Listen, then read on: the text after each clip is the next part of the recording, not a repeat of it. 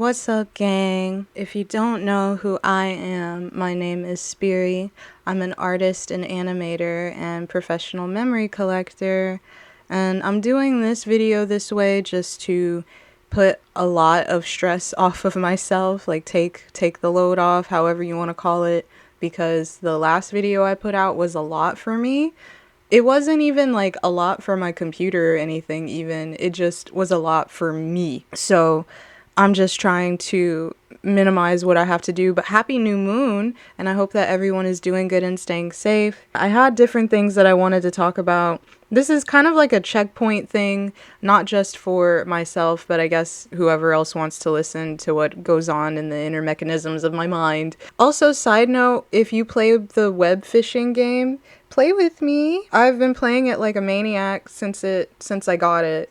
And I've also been just like playing it while I draw or playing it while I'm doing other things because it's just really easy to play it while doing other things, and that's probably my favorite thing about it. Aside from just all the really cute and nice little things going on. I'm already at rank 10, so, but anyway. Let me get into the first topic that I wanted to go in about, which is the view count bias.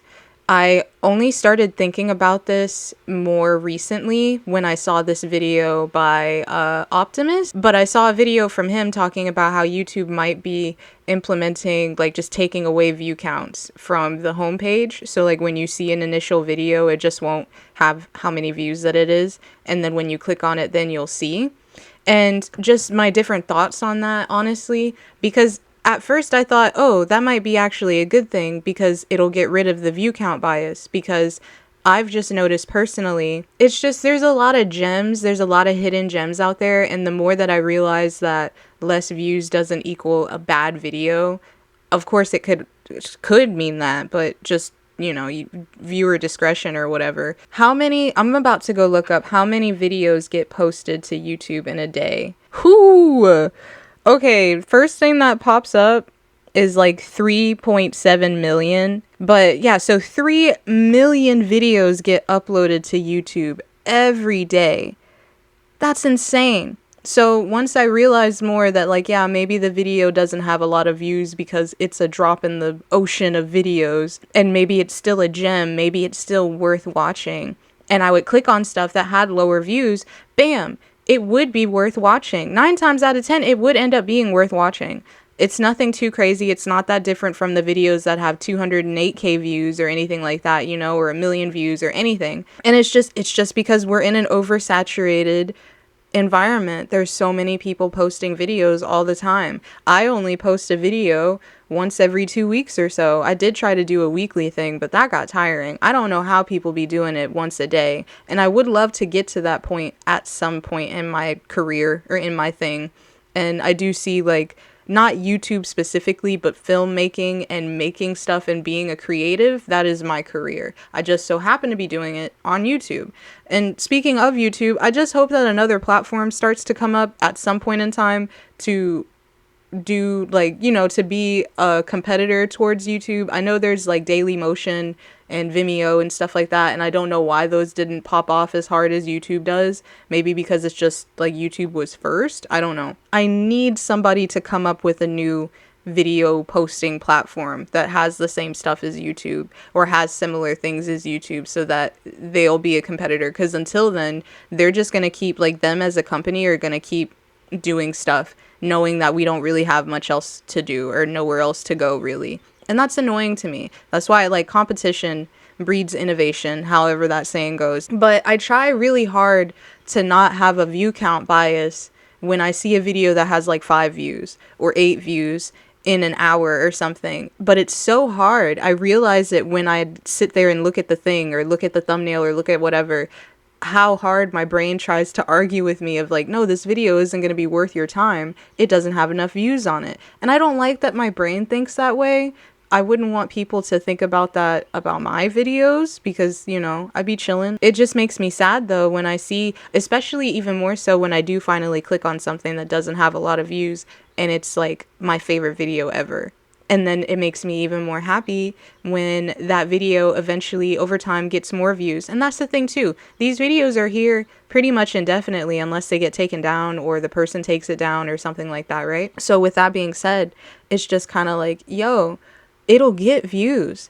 It might pop off. That's why I think it's cute when people post here before it blows up, here before it pops off, da da da da. Because yeah, it might pop off in a couple of years or so. Who knows? Evergreen content, which is when it's a piece of media or some sort of content, some sort of thing that stands the test of time. It's not a trending topic. It could be picked up at any point and not like worry about, oh, this isn't the seasonal thing or this isn't trending, da da da. Those are really good pieces of things because it'll you can just look at it whenever. Nobody has to worry, especially since the news cycle goes so quickly. It's really hard to stay in the loop. So sometimes it's just nice to post something that it's just kind of timeless, you know? More and more when I click on those videos, and I'm thankful that YouTube has started to show me videos that have lower views. Not to mention, like, I know way back in the beginning days of YouTube, it would just show you whatever video just recently got uploaded on the homepage. So you could just click on it. And I hope that they go back to that at some point, especially since there's 3 million of them being posted every day. But I hope that they do that because I think that can be helpful for people to just find a new creator that they really like, or a new piece of media or new content, or somebody saying the same thing that they're thinking in their head, which is something that I notice a lot more with my algorithm on YouTube, is that I just run into people that are saying the same stuff that I'm thinking, or even saying it better than how I was thinking in my head. So I'm thankful that they put it out there at all, you know? If you clicked on my video and it wasn't popped off, I'm like, fingers crossed it does pop off, but I don't think this one particularly will, but that's okay. I'm trying to chill. But if you ever just look at my videos and you see that it has a low view count or something and you still click on it, I'm thankful. Even if it's just because like you know me and you know that my shit is good, so you're gonna watch it. But I'm still thankful that you click on it. It means a lot. In the sea of videos, you chose mine, and that makes me happy, genuinely. So, and I would encourage you to try to do the same thing. See if you find any really cool gems out there. There's a lot of videos out there that have like millions of views, and I think they're trash. I don't think that they're worth that many eyes, in my opinion. It makes me sad that those videos have so many views, because it's like, damn, 3 million people just wasted 15 minutes of their time looking at this shit. But there's just some content out there that is quite literally brain rot, and it's insane how many views that it'll get. But either way, I'm gonna keep looking at smaller content creators or smaller YouTube channels and things like that, giving them a chance. I found out and ran into the Make Art Not Content podcast and community in the mystery school through looking at a video that did not have quote unquote a lot of views. And I've been thankful ever since. Like, I'm very thankful. I think I got into there like a year ago. Next thing I wanted to talk about or rant about, ramble, it's not even a rant. None of this is a rant. It really is just me airing out things that I wanted to talk about. But is social anxiety and Twitch. If you don't know, I stream on Twitch. I was trying to stream every day in October, but I definitely missed like probably a week's worth of days, and that's okay. I love Twitch, and when I first was on there, I became an affiliate a year ago. But when I was first on there and trying, I had like a whole set schedule of like Sunday, Monday, Tuesday, or no, it was Sunday, Tuesday, Thursday, Friday, I'm pretty sure. I started to realize how much it was helping me with my social anxiety. I feel like it's probably in the same way how some people just prefer to hang out virtually than they do in person, because it's just better that way, or playing games with your friends online and things like that. And the more that I socialized on Twitch and the more that I talked to people on there, the more I felt a little bit like more confident, or just understanding social cues, or saying jokes and trying them out, or anything like that. I just felt a little bit more confident in how I am and knowing who I am, and people would ask me questions or interact with me more, and it just made me feel comfortable. And I also just felt like I wasn't alone. But it is definitely draining, because I feel like the only difference between socializing online and socializing in person is just that you're not physically in front of them. The extent of socializing is still about the same. So whenever I'm done hanging out with my friends, or when I'm done streaming, it's like, it's like I hung out with some friends, you know? Especially if there's a lot of people talking at once. It definitely gives me the same vibes as hanging out with a group of friends and coming back home. I'm a homebody. But at the very least, when I'm hanging out online, I'm a homebody and then I'm done. I just get to go lay back in my bed and there's nothing else there. But I definitely love doing both, like socializing in person and online. I'm just thankful that there's even an option to do either of them. But like I said, Twitch and interacting and streaming definitely helped me to be a little bit more confident in myself. I still have like really bad social anxiety. I don't like following people while they're live. So if you've ever seen me like if you've ever seen me follow you after you're done streaming, like right after or anything like that, or I'll literally save, I'll put the person's channel. Say somebody raids a channel, right? And I love what they're doing, but I don't want them to do the notification, because most Twitch channels, they'll have a notification that says, oh, such and such just followed. And it makes me nervous because I don't want my stuff to be up there at all. I don't want to interact. I just want to be like lurking. So I'll just wait until the stream is done. And sometimes I'll move it into a different tab so I won't lose their channel if they end up raiding someone else, because everybody be raiding other channels or going to another channel basically when their stream is done, if you don't know what raiding is. I'll put it in a different tab so then when they're done I can follow them and it won't show up. But I feel bad for doing that, but it's what makes me feel the most comfortable so that I can still like watch the person.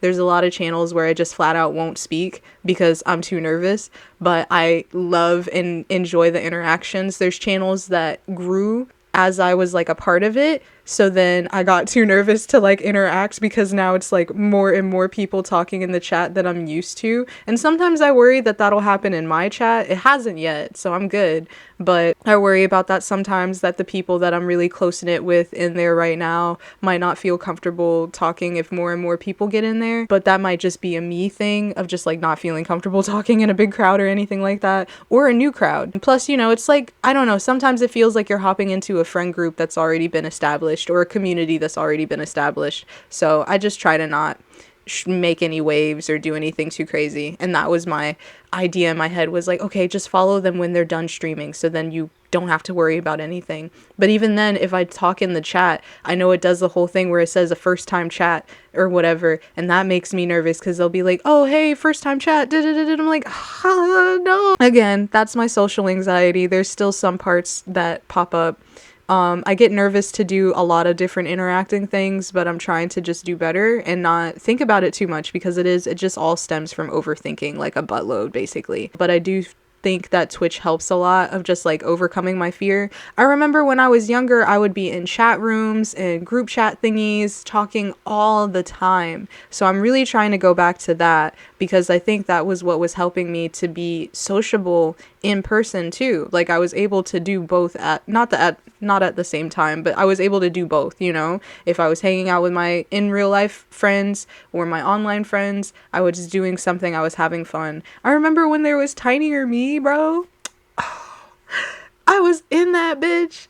And I would be nervous sometimes, but I definitely was trying to interact. I would make my own little room. I would let random people come in there. Even just for example, the web fishing, again, it's going to be like my new personality trait, honestly, and I'm so sorry in advance. But there's a way for you to like connect with people online, or you just go to a random lobby and talk to random people. That sounds amazing. Younger me would eat that shit up. Younger me would be so into that and go into these things. It's like Club Penguin. I was crazy on Club Penguin. I was crazy on Pop Tropica. I was crazy on all these things that are like an online way of socializing.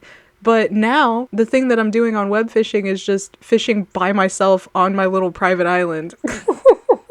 Because that's what I want to do. But I hope at some point I'll gain the confidence to join a lobby or go with my friends to a lobby or anything like that and just vibe. I feel like this game would have popped off like crazy during the pandemic. I'm trying to do better at my social anxiety. I'm actually going to a party today. Or at least as I'm recording this, you guys will see it today, but still, I'm going to a party today and I'm going to try to socialize and be a normal person and not like overthink every little thing that I do, because that's usually what ends up happening. It's like, oh my God, I did this thing wrong. Oh, It's like my brain is not nice to me. We gonna push through it. We gonna get through it. It's okay. But yeah, I'm thankful for the people that are in my community on Twitch. I'm thankful for you guys, for real, if you're hearing this. And I'm sending you so much love and good vibes. And you just really, you do help a lot exponentially with how I am as a person. So thank you. Moving on to the next thing that I wanted to talk about. I'm doing way too much.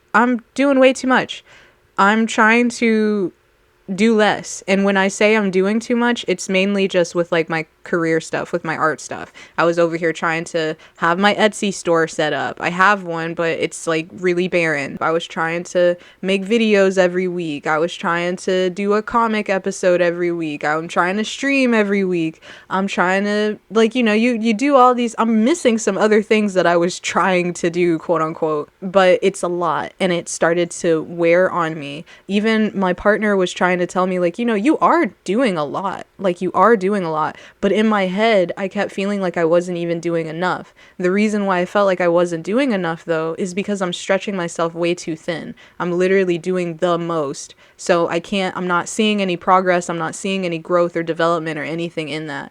I was trying to paint. I was trying to do markets. I was trying to come up with digital products. I was trying to come up with stationery item ideas. I was trying to animate. I'm trying to do I was putting on like a million different hats, and that's not really helping me worth the shit. And that's why it feels like I'm not doing enough, because really I'm not. I'm stretching myself really thin and not getting half of the stuff that I want to get done. So I'm really trying to narrow it down to just the bare essentials, the things that I know that I want to work on every week, like these videos or streaming or drawing. I'm currently in phase 1 of my career of making it profitable. So I should probably try to do something to help make it profitable, even if it's just like making drawings and turning those into prints that people can get. I really want to turn the Monstober drawings that I made, at least the set that I got finished with, into prints, because I think they would look really neat. That can be a way to make a profit off of it and stuff like that. It definitely just like dawned on me, even with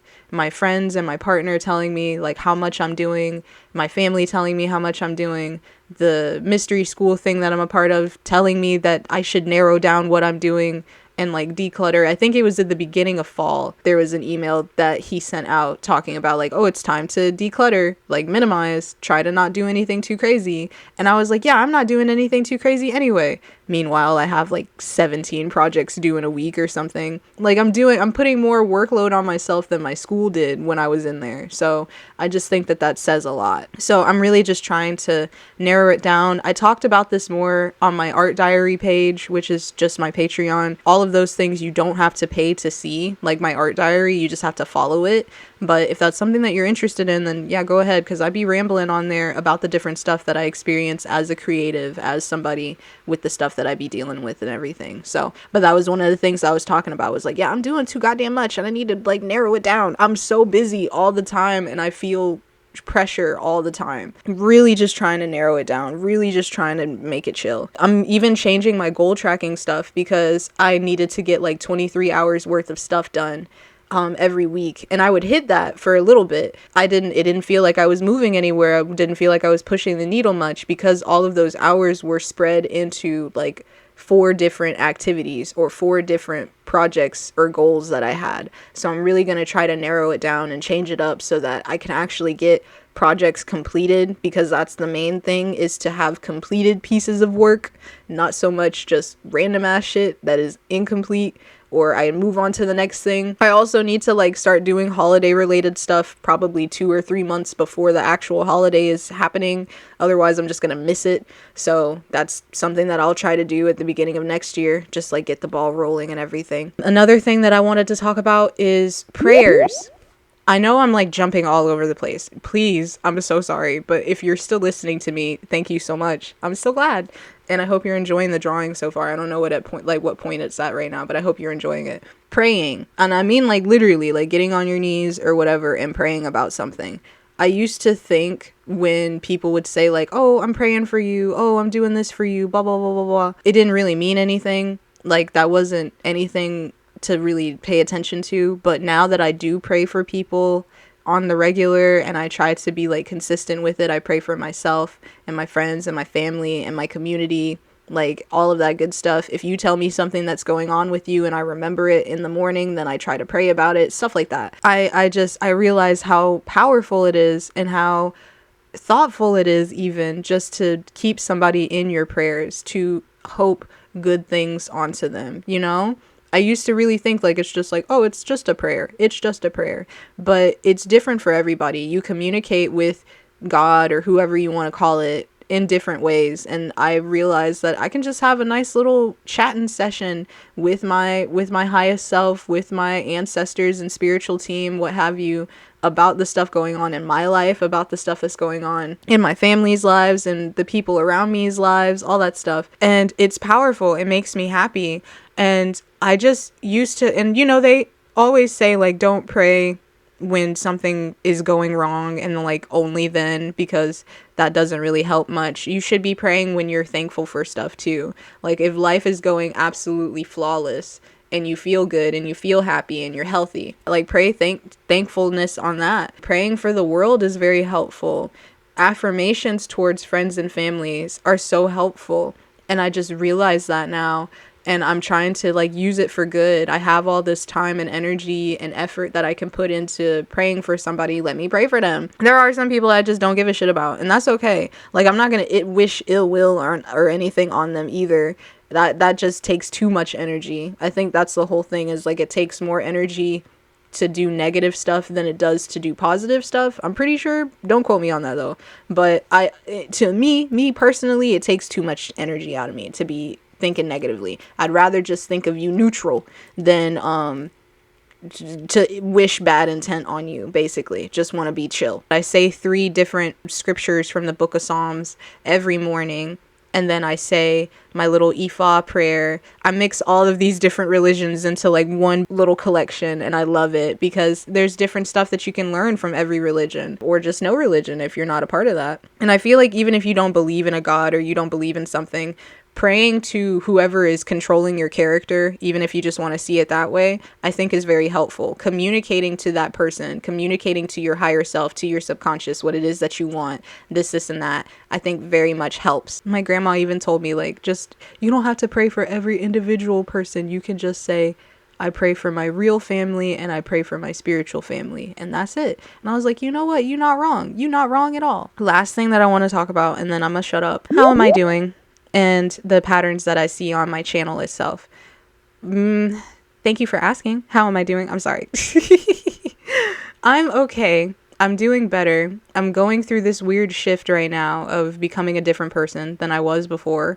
And I don't know who that person is, but I'm trying to harness that, especially with the new moon, of becoming the best version of myself. Whoever it is that I'm becoming, I know it's better than who I am right now. Nothing wrong with who I am right now, but you know, I feel like there's something in me, and maybe it's like my inner child being like, because again, I used to be no anxiety, no stress, no nothing when I was younger, until the world started beating it into me basically. But I used to just like not have a care in the world. I could talk to anyone and everyone. Everything was great. I communicated so much. I just had a zest for life, whatever you want to call it. Back then, I feel like that version of me is like clawing at the hollow version of me that is keeping it prisoned. It's the shell of insecurity. It's like this really weird thing that it's clawing through to break out of, and I'm just trying to let it happen, even though it's really scary, even though I don't know what's on the other side and stuff like that. I'm really trying to just let it happen because I know it's for the best. I know it'll just make me happy at the end of the day, and I'll be a better version of myself, and who does not want that, you know? Who doesn't want that? I'm really trying to just like get it all together and compose myself, but outside of that, I still feel good, and life is still really good, and I'm happy and thankful for the stuff that I get to experience as a person and everything like that. And I love the people around me. I love my friends and my family and my home and everything like that. I'm very thankful for that. It just feels like I'm shifting a little bit, and I'm here for it. I just don't know where we're going, but I'm here for it. Like I'm on a road trip with my higher self, and I have no idea where we're going right now, but she knows, and I guess that's all that really matters. So I'm just trying to like hold on tight and be prepared, all that good stuff. But the patterns that I see on my channel, and if you're still here, maybe you can go check out my channel and see for yourself. I have different playlists for the different things that I do. Like I have my memory logs, which are just those videos of me collecting my memories and putting them to some cool music or to something cutesy, things like that. I love looking back on those. Like genuinely, they're my favorite thing in the world. I just love looking at them.